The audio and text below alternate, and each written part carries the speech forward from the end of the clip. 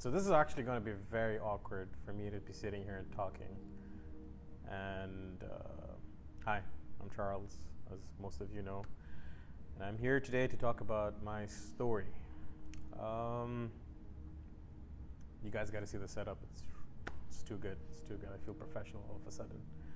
Right, so we're going to go back in the days of 509.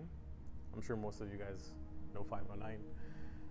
And it all started when Dano would text me almost every Thursday while I'm out sipping on some happy juice. He'd be like, "Hey Charlie, church tomorrow, you should come." And then I'll be like, "Okay, fair enough, you know." I'll still push it on the side and move on. But then there were nights actually, when Dano would actually send you this text, "Hey Charlie, church tomorrow, 8 a.m., I'm coming to pick you up." Those were the days where I couldn't escape it. I just couldn't, honestly. Like, I knew the guy was going to be at my doorstep at around 8:30 to pick me up for church. And that meant serious business because, like I said, I can't get out of it. But hey, Dano.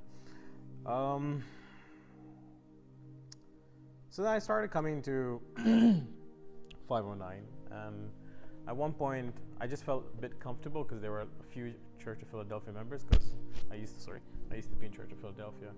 I'm not used to being mic'd up. And so there was like Kiran, Anu and all, so I was kind of chill. But then there were days I would just want to just halfway through just get out. Like, I just wanted to go back home and chill, and that time I wasn't driving, so I was stuck. But the best part is knowing that when church was done, lunch was always taken care of, because it would be at Eskandrin, Dano's favorite. So my Friday's sorted, and then I'll just go on with my life, and so it goes on. Sorry guys, I've got my notes here, so it's gonna be a bit all over the place. So as months went on, I tried to skip as much as I could, honestly. But then there were those occasional once or twice a month where I would come to church on Fridays and just to show my face and just move on. And I started just losing interest for some weird reason. I just didn't want to be around, I guess. But then Dano kept texting me every time, and I honestly at that point I was just doing it for Dano. So, you know, he'd be happy and he would not be on my case. But then there were those moments where Dano and I would actually meet up in the evenings for hours, just have conversations. And let me tell you something, guys, this man really loves his avocado juice. So whenever it was us hanging out, it was just, "Hey, let's grab some avocado juice." And then we'd talk and we'd chill. And in my mind, I'm like, okay, fine, this is a good conversation, but what am I gonna do later? Like, either go out, sip on more happy juice, or so it goes on. So at one point, I just like stopped showing up completely. And then Dano out of the blue just texts me. He's like, "Hey man, we've moved to a Jafar Villa church villa, and you should come." And I think that was around 2016, 2017-ish, maybe. Don't quote me on that. And then I started coming to the Jafar Villa, and started getting a bit frequent with my visits. And that's where I started to talk with Legend. I mean, Legend and I kind of go way back, but you know, church-wise, it started from the Villa Church, and we would have these conversations from time to time, and I would just be like, I had nothing to say, you know. I had nothing. He'd just talk for like that. 5 minutes felt like 5 hours on his. And you guys know that smile he has, yeah. You just want to just stare at that smile. You're just like, okay, yeah, keep going. So at that time, where I started building a relationship with, like, obviously Dano, there was Legend, Steve and Blesson. I knew them from basketball days, way back in the day, so it was pretty chill. Those were the moments where, honestly, I started going back to skipping. Let's call it skipping church, because I don't know what got into me, honestly. And the worst parts, if you guys remember, when Jafar Villa, where especially towards the end, we'd actually break up into groups and we start praying for each other and all. I used to be terrified of that. I used to be seriously terrified of that, because I'll be honest with you guys. I never knew how to pray. I mean, I would just say words, but it was words that I was thinking about 5 minutes before knowing that, okay, we're going to start praying. And that would put me on a lot of pressure, honestly, a lot of pressure. And there was this one time where we all got into a group, and to my luck, I'd have Legend and Blessy in my group, and the pressure was real. It was intense. I still remember that day. I was sweating, actually. And this is where things start to get fun, actually. But I didn't realize it at that time. So yeah, we broke into groups. We're chilling, and then all of a sudden, something in me just were like, I'm going to tell something to Legend and Blessy, but I was not too sure at first. I thought it was just my mind playing tricks on me. But little did I know that I was onto something big. And if you guys remember that time where there were prayer requests about Legend and Blessy wanting to have another kid, and she was going through some issues. And in that moment, I just pictured Legend in a room, a blue room, wearing a grayish t-shirt with white prints or something, checkered or something like that. And he would be holding a baby. At that moment, I was just like, should I really tell them, or? So I did. And I'm not sure how they took it at that moment, because at that time I was the only one who'd not really interact with everyone, and here you have an outsider. So, hey, that's cool. So, wait, hold on. Yeah. So let's just jump a bit into timelines. I think we were in the villa around the latter of 2016 or 17, but fast forwarding to a year later, August 4th, 2018 was when Amo was born, as most of you know. And I was like, everyone's congratulating Legend on the group, and I'm just like, let me be the odd one out, because I remembered, right? So I texted Legend. I'm like, hey bro, sorry, it's the wrong time, but what are you wearing right now? And guys, I would show you the picture, but that's for another day. He actually sent me a picture where he was in a blue room holding Michaela and wearing a gray and white t-shirt, and that came to existence, sorry. And prior to that, I started getting these I would say confidence and heading towards Christ. But then obviously there were ups and downs, me personally, just because I was just too lazy. And I think Legend can perhaps show you that picture, or maybe whenever you guys are interested, you guys can talk to me on the side. I'll show you the picture and whatnot. So that's when I started like, oh wow, God really works in mysterious ways. And I'll get to this towards the end. So going back to this amazing story, guess what? I slowly started drifting away from church. And I went back with my life, with the nonsense and everything going on. At that time, I really valued my social life. And it was all about so-called partying and whatnot. So somewhere around, I think in the beginning of 2017, there was this gap where Dano was extremely busy, and I would barely text him or meet him up, and he was traveling a lot. Man's got enough air miles to buy the entire church tickets, honestly. And around Jan 2017, most of you guys would know the story, where my mom had fallen sick. She was diagnosed with anal fistula, where she required surgery. She was getting treatment prior to that in Salmania, and most of the time,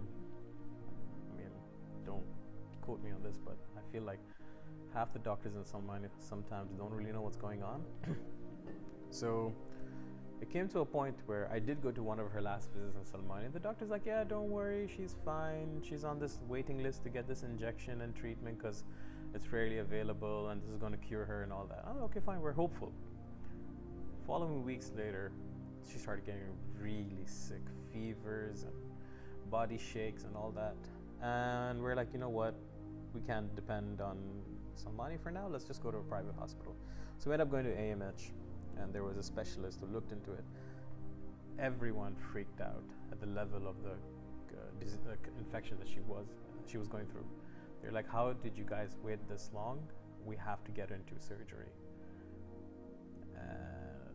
And the word surgery, mother, with a lot of complications, it doesn't go well, honestly. So so then we're like, okay, let's schedule the surgery. And at that time, the bill was like around almost 2,000 BHD for the whole treatment and everything. And at that time, where would I have 2,000 dinars lying in my account, honestly? And I panicked left, right, and center. At that point, the hospital were very helpful to a point that, okay, fine, you know what? We'll donate towards this operation. Like, I think they end up donating like 300 or 200 BD. And here I am yet to go get the remaining 1.7. Obviously, you guys know that me and Dano, like, we go way back, and we were like really close with each other, and I'm so thankful that he is a part of my life. So I remember this one morning, I texted a few people from Hoff. I remember I texted Dano, I texted Blessy Charison, Legend, and a friend of mine that, hey guys, this is the condition with mom. I would be grateful if anyone could donate, because where am I going to get that serious cash, right? So Dano just hopped on WhatsApp, just texted me. He's just like, just go ahead, book the appointment, book the theater, book the surgery and everything. And I'm just like, yeah, sure. And I get a text from Legend. He's like, hey buddy, what's going on? Yeah, sure, we'll arrange for you. And here I started realizing, man, I'm just like, wow, okay, this was a wow moment, as in, like, I'm one of the guys who would never really interact with the body back then. I always felt like I was the black sheep, honestly. And things started changing in that moment, where I was just like, I'm a stranger, but yet these guys are actually coming to help me at this moment. And yeah, so it moved on. Dano kept texting me back and forth almost I think he was in Dubai at that time, and he kept texting me, what's going on, what's happening. And I think within a week I managed to get the entire amount and got mom in. She did the surgery. It was very successful. The doctors were very happy with her progress, and she took about like a week to recover, and she was back to normal. And this woman is a very tough woman. I'll get to that as well later. So I was very thankful. Towards Hoff, and then I was just like, I should give this another try. Honestly, should. So as things progressed, I started changing my liking towards Hoff, and I think at that time we moved to the Saphir Hotel. And that's when things started to get really bad for me. So towards the end, everyone knew that Dano was finally going to migrate to Canada, new life over there. Honestly, when I found out, I was completely bummed, because I felt like I lost a huge part of my life. And yeah, I mean, I remember one day he had called me, hey dude, come to church, we moved again. I'm just like, wow. I'm like, okay, this church really moves a lot. And I did come to Saphir. Oh, and that day he texted me. He's like, hey dude, when you're coming, can you get bread and juice for communion? I'm like, yay, I feel important, let's go. So I end up getting it. And he calls me up in front, hey guys, this is Charlie, as you guys know, and he got bread and juice today.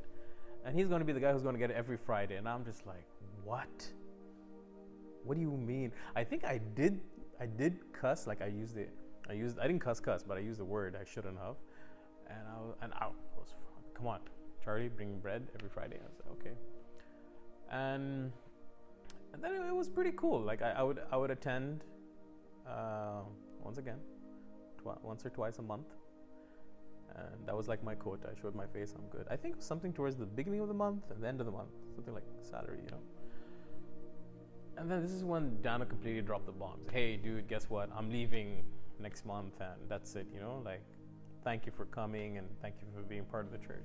And my inside, I was just like crying. I was crying like a little kid, honestly. I was just like, I don't want this guy to leave, man. This guy's been a huge part of it, because we go back when I was like, I don't know, 15, 16 years old, when I was a crazy teen. And we've been through a lot. And when Dana was completely out of the picture. He had gone, he moved to Canada to sort out his paperwork and everything. And I remember this one time I did come to Hoff, and I hated my moment at that time.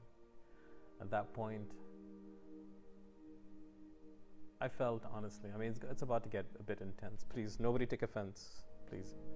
I'm going to be mentioning a few names, but it's for a better reason. I felt no one was welcoming. There were days I would walk in and I'd try to say, I mean, like, we'd walk in, we'd have church, and when church is done, I try to socialize with people. At that time, honestly, it was a very strong Malayali church. I would come up to people, I would say hi, literally, yeah, I'm about to reenact. This is one moment I will never forget. And I put my hand out, hey buddy, what's up? He starts, hey Char. Before he even completed my name, I think there's this other sound guy who used to like waking up early in the morning, coming and setting up. You'll know who I'm talking about. He came, he started talking, and that's it. Like, they started talking in Malayalam, and I just literally took my own hand, shook it, walked away. Okay, and I was like, wow, dude, like, this is literally it. Like, Dano leaves and this happens. And guess what, guys? It continues. It goes on for months. And at that time, I hated coming to church, but I still kept doing it because, for the sake of Dano. Because he would text me every now and then, hey, dude, did you go to church? And the amount of times Dano has texted me about going to church, I think he's like literally beaten all my girlfriends who have ever texted me.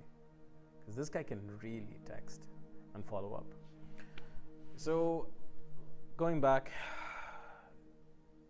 I was always shut out. It's so funny, right? To a point where I'm sure most of you guys can agree this. Once the last amen is said at 12, 12:05, 12:10, sometimes there were days I'll just sit back, watch the little cliques form. And there were cliques where after 5 minutes of greeting each other, and I don't speak Malayalam, right? But it came to a point I understood, like, okay, they would say hi and byes, and then they'll start talking about which restaurant they're gonna go have lunch. And it was literally that. So I would be that random guy who would just stand there, say hi, and exactly, that's my facial reaction. Like, that's literally it, just standing there. So that's when, at that time, Legend and I started chatting a lot.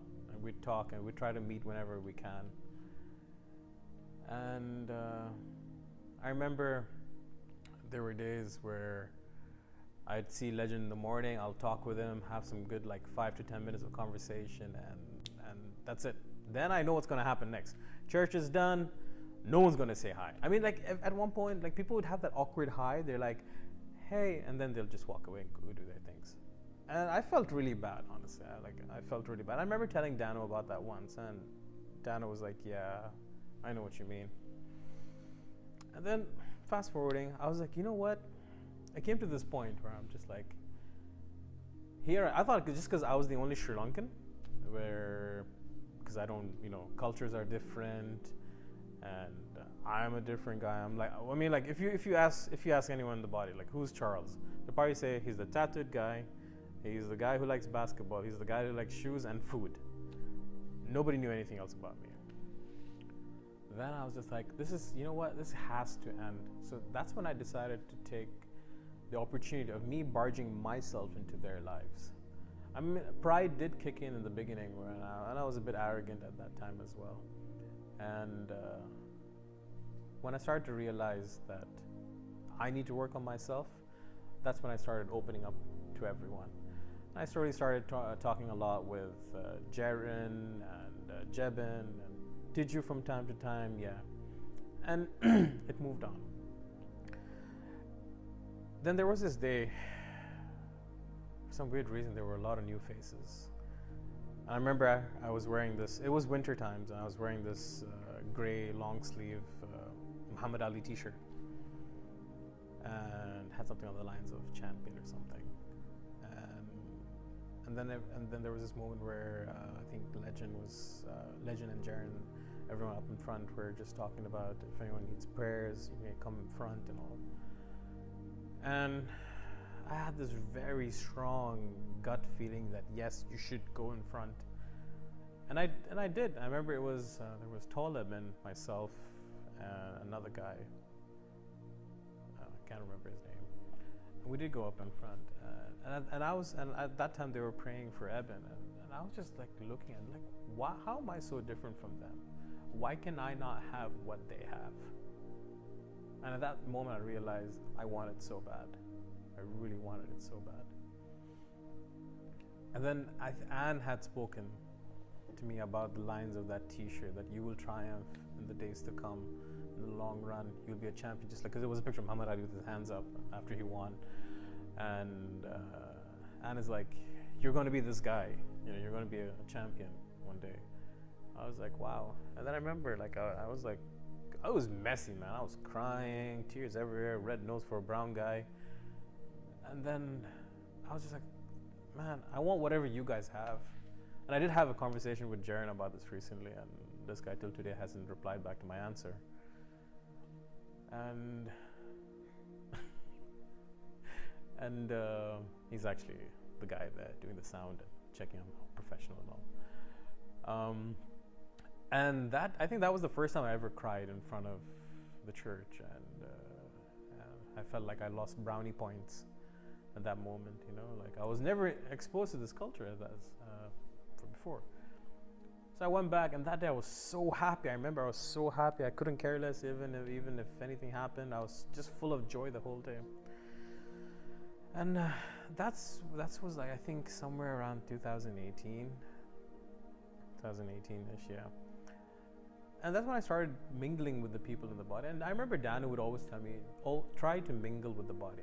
I never understood this whole, you know, when you guys use fancy with the body and seasons, and I never got it, man. I'd ask myself, like, what are these guys on about? And that's where I met this guy called Nick Newbolt after this episode. It was so funny that there were days where when church is done, me and Nick would actually sit back and see clicks happen. The Malayali church would happen. And we didn't necessarily say anything really that bad, but you guys can talk to me one-on-one, I'll explain. And then I kind of like build a relationship with this guy. Honestly, solid dude. We just started engaging even more and started mingling with more people in the body. There were days where I never thought like I would say hi to these people, but here I am having a conversation, trying to catch up with them over the weekend. And and yeah, here comes 2019. I think 2019 was an eye-opener for me with Hoff. And here we are again. We moved church. We went to Weston, fancy. And I remember when the news was like, we're moving to city center, I hated that. Because I don't like city center, to be honest. And so when we moved to city center, that's when I started engaging even more and more. And I liked coming to church. But I still had this little fear, which I'm about to expose. Is 11:58 was my worst timing, because when Legend starts looking at people like, hey, Charlie, can you pray? Oh, man, game over, man. Cry me a river, you know? Like, what am I going to say, man? What if I say the wrong things? And then I realized there's no such thing as wrong things when you pray. So things started getting better, and I started engaging with people every time, every weekend. Here I am. I mean, there were days I never knew who Jaron was. I mean, just hypothetically speaking, but then I started developing a relationship with him, and we'd go on massive, long runs of 10 kilometers. He's quite a fast runner, and here where I was like, you know what, life is going well. Like I'm dodging everything. I've seen that video where this guy's like just dodging depression, anxiety. I felt that. I was like that guy. And I was like, perfect. And then 2019 was like a very nice year in terms of getting close with God, and I started to develop this passion, right? I mean, I knew I didn't have everything in place. But here I was, just hungry for more. And yeah, I remember we had our, what was it? No, it was fine. So we did our New Year's service. It was at Weston, and it was a nice. I think that's the night where Hansel spoke.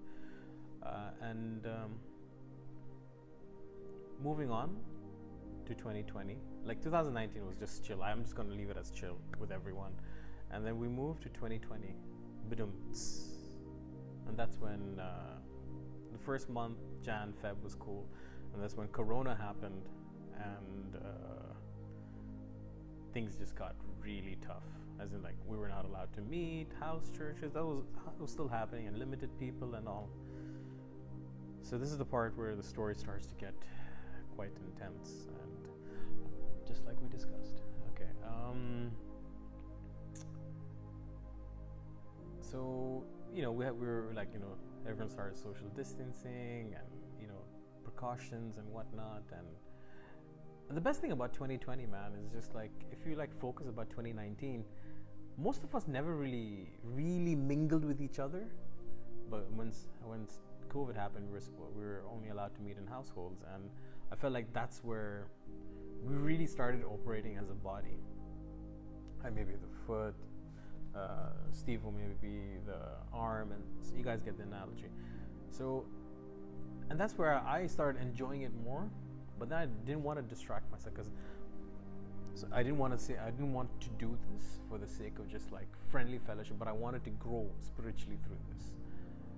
And things were going well, like there was so much fear out there, and I remember Dano there was this. See, the thing about Dano, right? You may text him, "Hi, how are you?" and he's just going to give you an essay. He really likes his WhatsApp time. And I remember we were talking about the lines of COVID, and he was telling me how you should not live in fear, and eliminate fear, be faithful, spread hope. And at that time, that was like honestly the best news. And it went on like March, following months, and everything, and things were going well. Everyone's abiding by the rules, and still there's like unity in the body. We're meeting people we never thought we'd meet, and just having a good time. Then comes August. August 11th was when everything went downhill for me and my family. So on August 11th, my mom wasn't feeling well. And let's skip that. Yeah, she wasn't feeling well. She had a fever, headaches, and body shakes and everything. And this is when I was like, okay, similar symptoms to COVID. And in I remember we were texting the house church group. I'm like, hey guys, can you pray for my mom? And I know she's not got COVID. Everything is fine. And yeah. So we take her to Al Shifa Hospital. She was comfortable with that hospital. And they gave her injections and everything. And she's like, and they're like, yeah, that's okay. If she doesn't feel better by tomorrow, we will need to do a COVID swab test for her to ensure, And here I was like, yes, let's do it to not think about it, just for safety reasons. And on our way back, my mom was craving the funniest things, like they say, when you get COVID, you don't have you lose appetite, smell, and everything. She was craving fish biryani and ice cream. So we stopped by Bali, we picked it up, went home, she had her lunch, I had my lunch and everything, and then I just called 444 at that moment. I was just like, hey, hi, yeah, my mom kind of has the symptoms, but we need to book an appointment. Can you get an appointment for us? They're like, yeah, the earliest appointment is tomorrow. And my mom started freaking out. She's like, no, it's fine. I'm like, no, we got to get this done and get it over with. So I book an appointment, and the next following day, we drive all the way to the exhibition center, and I have to give it up to them, man. It's a smooth process with them. So mom does the test, and the funniest thing is, so before all this, there was a small gathering, my mom's friends gathering happened at our place, and and there was a family. Though that family was also at the hospital, at this exhibition center, doing the test the same time that my mom was doing. And I was like, oh wow. Like it started playing a number in my head, and I like we had no knowledge about that family, about them going to a test. We knew they were going to go to a test, but we didn't know the exact timing. So mom gets her test done, we come back home, has lunch, everything, and I had the app installed on my phone. And I kept checking the app every now and then to get the results. My mom at that time was isolating in her bedroom. My dad was in the living room, and I was in my room. And I remember at 2 o'clock, around 1 or 12 or something, I opened the app and my jaw dropped. It said positive. And at that moment, I didn't know. I thought I was going to break the news the next day to my mom slowly, but she was awake. She went to the kitchen around 1 or 2 in the morning, and I told her, please go back to your room, you're positive. And my mom's small, my mom's short. At that moment, I felt she shrunk all the way, and she just kept quiet, and she walked into the room and she closed the door. My dad woke up as well. He was in shock, and yeah. So here she is, got all the symptoms, sitting in the room, and at one point she felt she was drained. Imagine you're 68 in a room, stuck for like 2 days. Of course you're gonna go crazy. That's when the Ministry of Health called me. They asked me the contact tracing and everything, and contact tracing is really, really, really a tough one. And then like, okay, we gotta take your mom. I said, okay, cool. What about you guys? And they asked, did you do your test? They're like, no, not yet. We're waiting for them to call us back. So we got a second call saying that we will shift your mom to the Busatin hospital. And I had spoken to Roshan at that time. And he said, yeah, it's really good that they move her to Busatin because the facility is really good and they'll take good care of her. I was okay, cool. And at that moment I was actually praying, I was just praying. I'm like, I hope mom gets the Busatin facility because the treatment's good, right?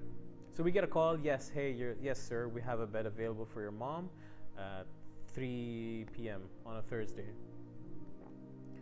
So I was like, okay, awesome. So the poor thing, she's devastated. She's not really saying a word. She packs her bags and I'm like, okay, mom, it's time to drop you off.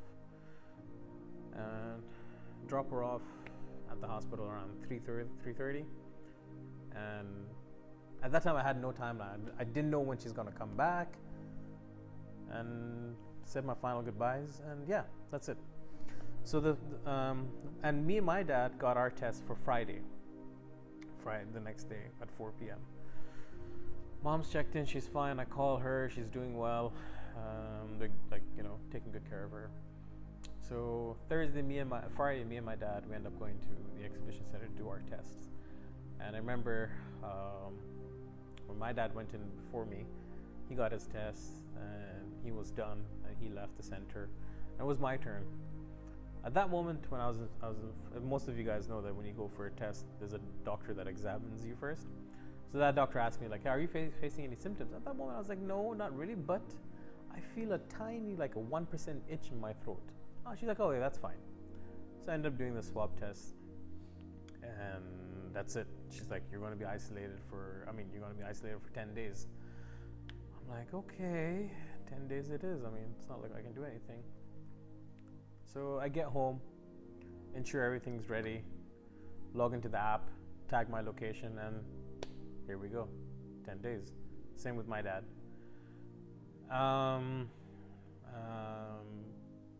So day one, it was pretty okay. I was starting to get used to it. Day two, same thing. Day three was, I think, the worst period ever. My mom, like, I would call my mom almost every other day, and most of the time she was too exhausted to talk, because she had the pipes for oxygen and all that stuff. And that's when I was like, okay, she's in good hands, so it's fine. I remember there was one time she called me at night, and she called me at night, and she's like, they're transferring me to Salmania because my oxygen levels dropped. And at that moment,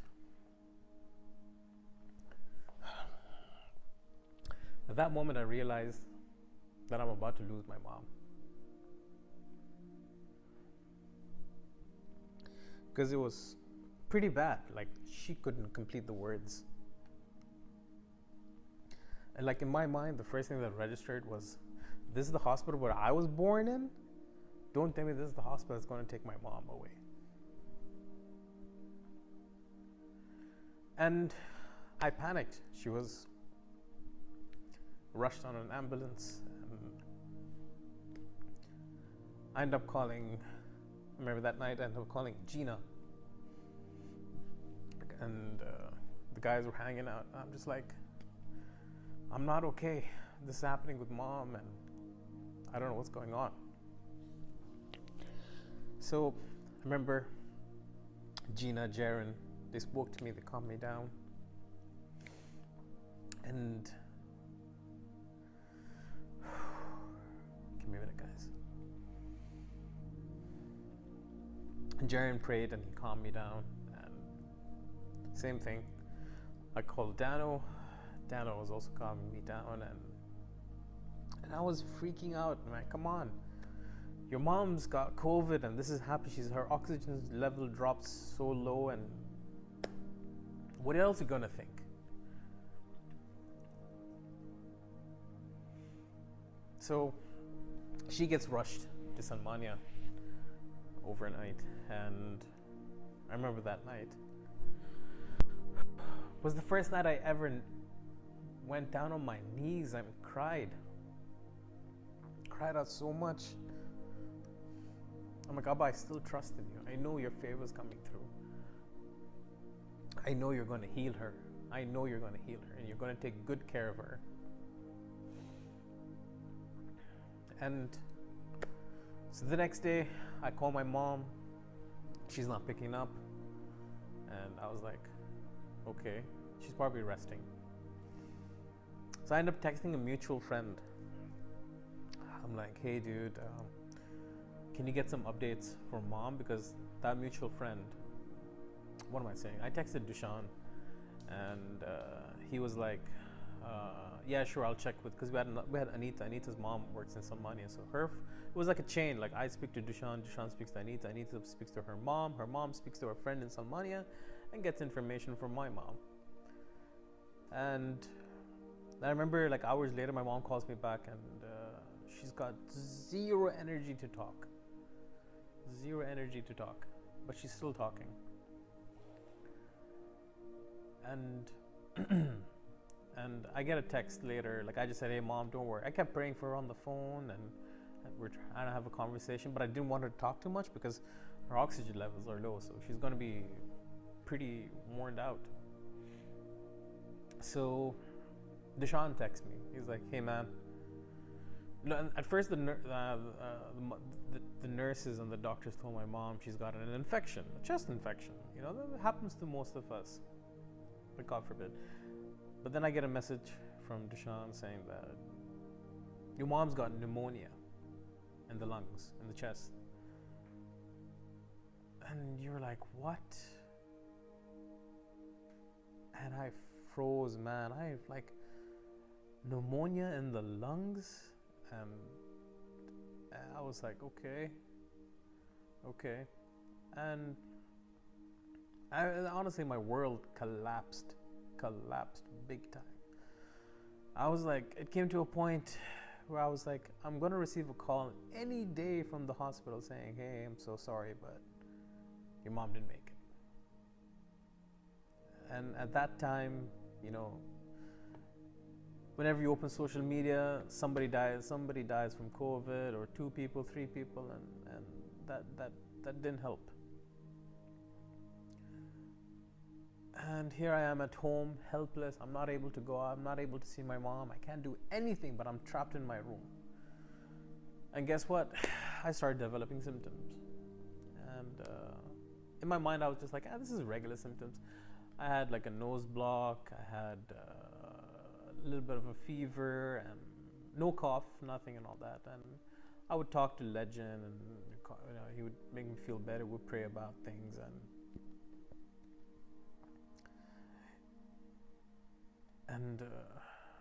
yeah, I mean, things started to look good. In week 1, day 5, I started to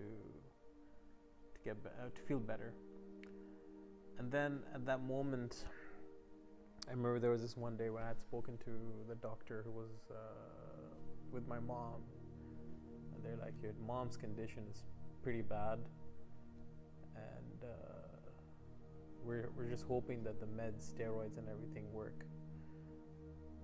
And I had like 2 days of comfort, and here I am again. And at that moment, I remember there was that night, where I was in my room praying. I just felt like the devil was just standing there, just laughing at me. It's like, haha, I got you now, sucker. I'm crippling you with fear and everything. And I just continued, like, almost every other minute I would talk to God, and I wouldn't say why God. I wouldn't say why. I'd say, yes, God, I know you're going to heal her. I know you're going to take care of this family. And here towards the end of my 10 days of isolation, my mom kept calling me every now and then. Hey, what are you doing? Did you eat? And are you okay? And honestly, there were days I just wouldn't want to eat because I was just worried about her. And I would say, yeah, I'm fine. Don't worry about me. And she didn't know I had symptoms in the beginning because I didn't want to, worry her even more. And then there was this day where, so I think between the 4th or 5th day, there was this moment where when me and my dad, we did our tests, my first test was negative, my dad's test was positive, but my dad wasn't showing any symptoms at that moment. So it was pretty chill. So I was like, okay, that's awesome that he's not showing any symptoms. So after 2 days, they called him and they're like, hey, we need to take you to the Ali hospital for evaluation. So they ended up picking him up, and they took him and they did his test, and apparently he was perfectly fine. And then he calls me, he's like, hey, they're taking me away. They're going to take me to the HID isolation center for the next couple of days, so you'll be on your own. I'm like, man, what? I'm like, okay. I'm like, okay, fine, don't worry about it. As long as you're fine, I'm fine. So he was in the HID isolation center for like about, I think, 5 nights. So he went in positive, showing no symptoms. He moved, and then I think 5 days later they did the test, and my dad was negative because he was asymptomatic, so he wasn't showing any symptoms. So so they tag him with a watch, and he comes back home, and he's quarantining for the next 1 week. So here I am, I'm about to finish my isolation, and I was like, okay, fine. I remember I had texted Dano, I had called Dano, Legend, Blessing, everyone, Steve-O, Jaron, everyone. I'm just like, I'm coming out, guys. I'm coming out. Prepare my feast, because I deserve a buffet. And most of you guys know I like my food.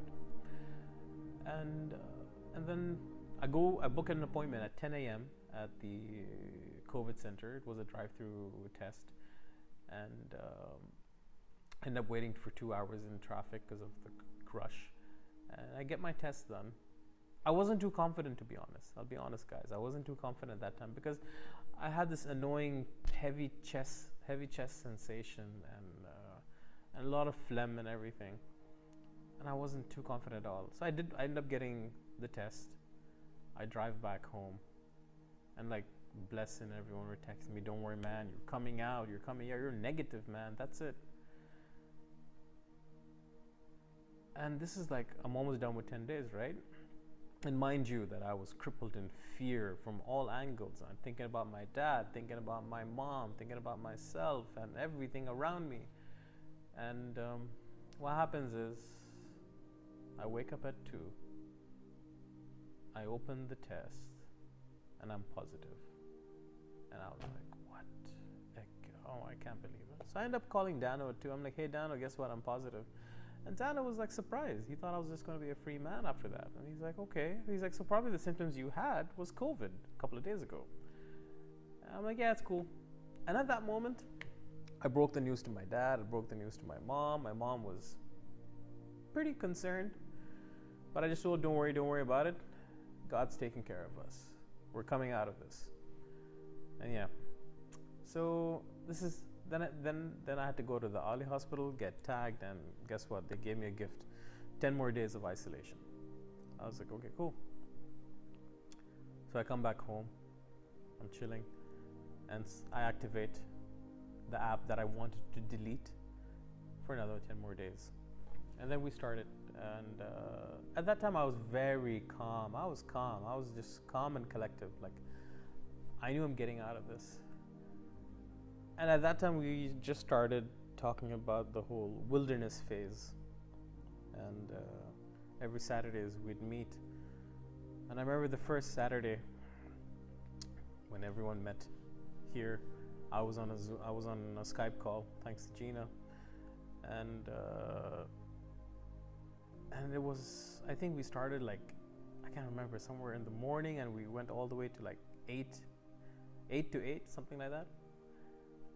And it was so beautiful for me that it was such an eye-opener for me that I didn't understand what's this concept of being in the wilderness. Like, they were talking about it. I remember Legend sent it to me on WhatsApp, and we're gonna do this, we're gonna do that. And I'm just like, what are you guys? You guys need to stop the whole. First it was season, then wilderness, and other stuff. And I was like, okay, fine. At that moment, as I continued, and as it started opening up, and I'm just talking to God, and I just realized, why haven't I not been doing this a long time ago? But then there's never a timing. So when that Wilderness Saturday happened, I was so bummed towards the end of the night when it was like 7:30, where Steve was like, oh, this is the last song. And honestly, I wanted to go for another 24 hours. I was like, just leave Legend with me and we'll continue this till tomorrow, pray and sing and all that. And Mom was starting to feel better, and then the doctors called me. They're like, hey, we need to do a plasma for your mom. Plasma is when they take blood from a healed corona patient and inject it into an infected patient. And I was like, wow, okay, if plasma happens, that's such a good thing because Mom's going to recover ASAP. 3 days into finding a donor, they couldn't. And then at that moment where the doctors called me back, they're like, we're sorry, we can't find anything, but your mom's oxygen levels are still low. We needed to go above 94. And right now it's in, I don't know, somewhere in the lower 80s or something, 70s. I don't know, I'm not too sure. But they said it is pretty low. And they started doing exercises with her where she would like sleep. They would make her sleep on her belly because it helps open up the oxygen and I don't know, breathe better. So I kept praying day in, day out, honestly, and I started to develop this big love for the big guy up there. And things started opening up left, right, and center in my life, and like that period in my next 10 days, I was getting scripture help from everyone in the body, and I just want to thank you guys for that because you guys really lifted me up from the grounds to the highs. I felt like at one point fear was trampling me, like the devil was on top of me, to a point now here I am stepping on top of the devil. Like he's put me on a high pedestal. Like God's put me on a high pedestal. Like son, you're there. You're getting there. And I was like, wow, like this is so real. Like it's hard to explain. I mean, like I can use a few words, but the experience that I went through was just so beautiful. So I think this is like towards the mom was in the hospital for about a month, and I started to not think that my mom's not going to get worse. I started to be more positive, where she's recovering every day.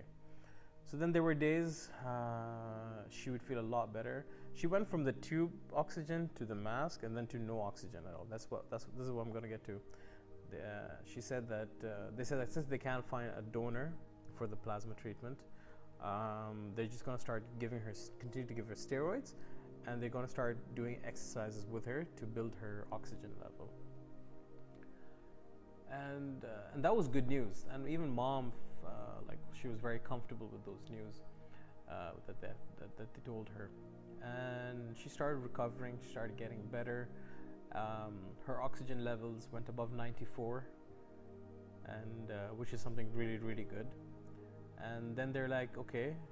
Then I spoke to another doctor. She said, your mom's doing very well. And I was thanking God that she didn't have to go through the ventilator phase, because they say the ventilator phase is very dangerous. And they said, yeah, your mom's going to be fine. Hopefully next week she will be released. This was just going back a bit. I was like, okay, fine. And it was that day, it was that Saturday when we had our first wilderness session. Was the day I got the news mom's coming home the next day. And I was like, what? She's like, yeah, the doctors are gonna do 2 COVID tests each nostrils to ensure that she's fine. So they did the first test.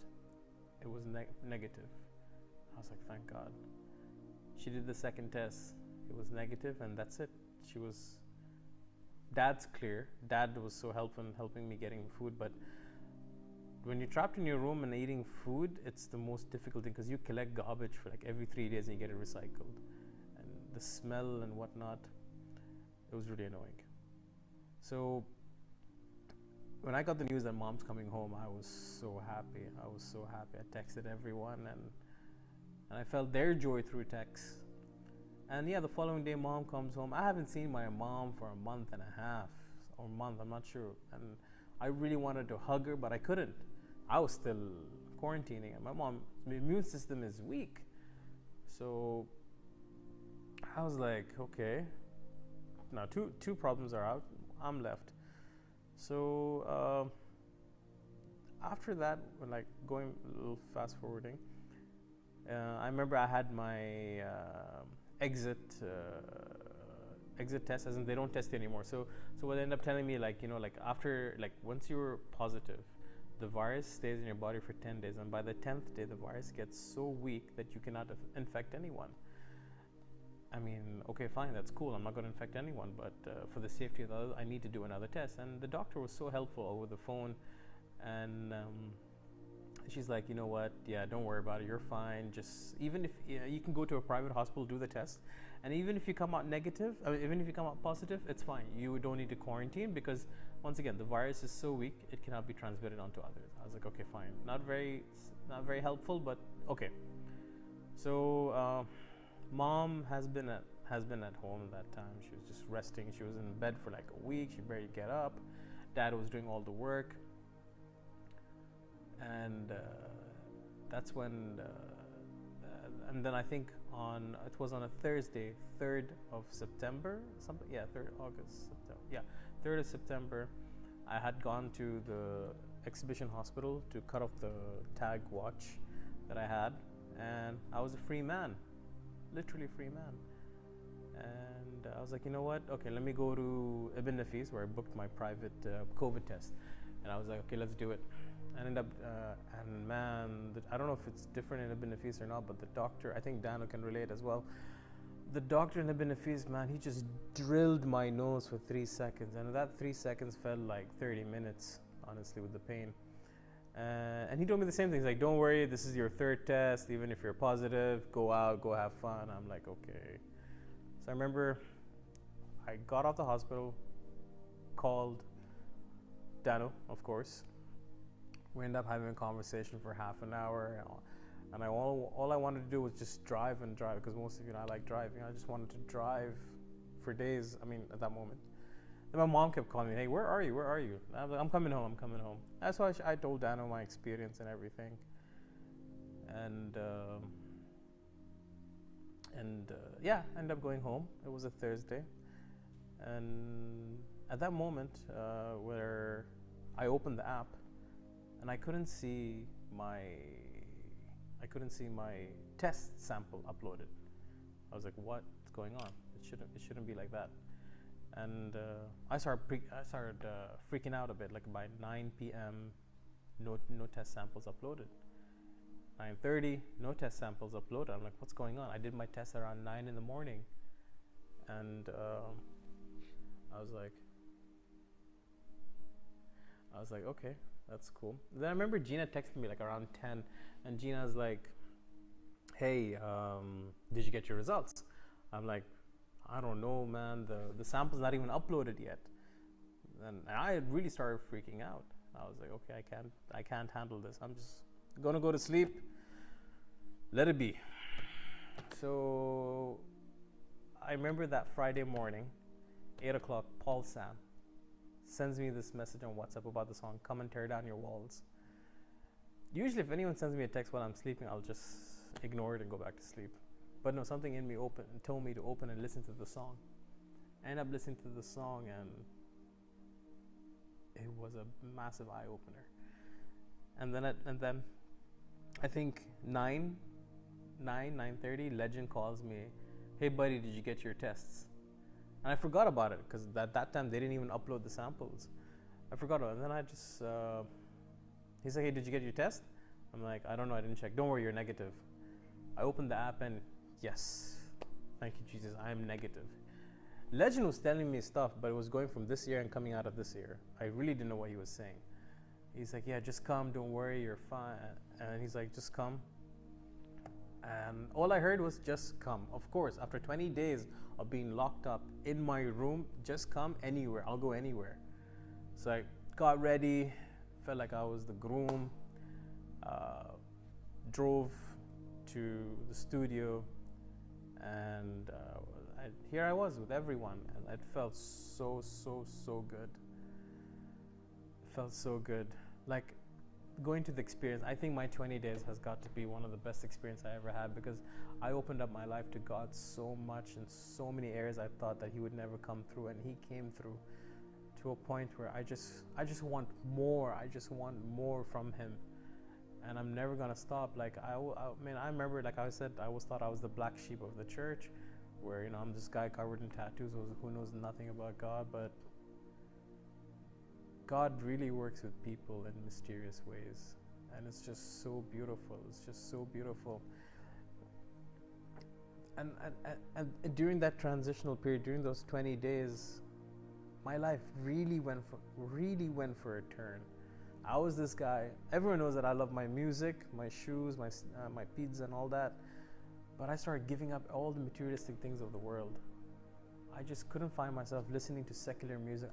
Till today, if you check my phone, there is no secular music there. And I started developing this passion for Christian music. And just recently, I dropped a bomb on Jaren saying that, dude, you're going to be coaching me vocals, and I'm going to be singing for the Lord, because this is going to be my calling. He's still holding the camera, but I don't know if it's on me or not. And so my life changed so much, and like I give it up to God for where He has taken me today, and I will continue to be at it. And like during that time where I was in my room for 20 days, I never thought I'd be reading the Bible. Honestly, I never thought, and here I am today. I mean, I started from the book of Matthew, and I'm at towards the end of Romans, and I found this amazing love for Him. Like, it's so hard for me to explain. Honestly, it's really hard for me to explain, this moment where I am. But I would, if anyone wants to sit on me with one-on-one, I could probably explain it easier. And yeah, mom was perfectly fine. And the worst thing was, I honestly thought, I really thought, I kept telling everyone, I really thought I was going to lose my mom. My mom didn't have a lot of underlying conditions, but her condition was very bad. And this woman, I will tell you what, this woman has been through a lot in life. She had to do an anal fistula surgery. She beat COVID. She had blood clots in her head. She had a lot of, she has arthritis. But man, I just love her courage and her faith, because she's a tough one. And I continue to, I just want to be just like my mom in terms of courage and faith. She's the type of person that she would never harm anyone. You know, she would always be there for you. Tell her you're hungry, she'll whip you up a meal like in literally 10 minutes. Bless and knows. And yeah, man, just like moving along. I just wanted to like give up everything. It was just not worth it. Like I love engaging with the body now. I think it's one of my favorite things, honestly. I'm always looking for a text. Hey man, do you want to hang out? And not just hang out like out of friends, but grow out of it. Like grow spiritually. Learn more about Jesus. And honestly, it's been a very beautiful journey. And I know this is not the end. And I know He has got big plans for me. And I know these plans are really going to shock a lot of people in the days to come. And it's going to, and it has been a beautiful process. And I honestly, I really want to thank the body for the last body members for the last 2 months. How you guys have really come into my life, and I'm always ready to be there for everyone in any way possible. A call, anything, whatever it is, you guys can always depend on me to come through in any way I can. And when I was thinking of writing this testimony, like I was trying to write all the, make it look like a story thing, but right now, this is nothing was written down. I'm only going on top of my mind right now, because the first bit was actually scripted, but right now, it's just what I'm going through from here. And I just want to leave by saying that I really love you guys so much, and honestly, you guys are a massive part in my body and in my life. Honestly, massive part, and I'm looking forward to even being there for you in every way possible. And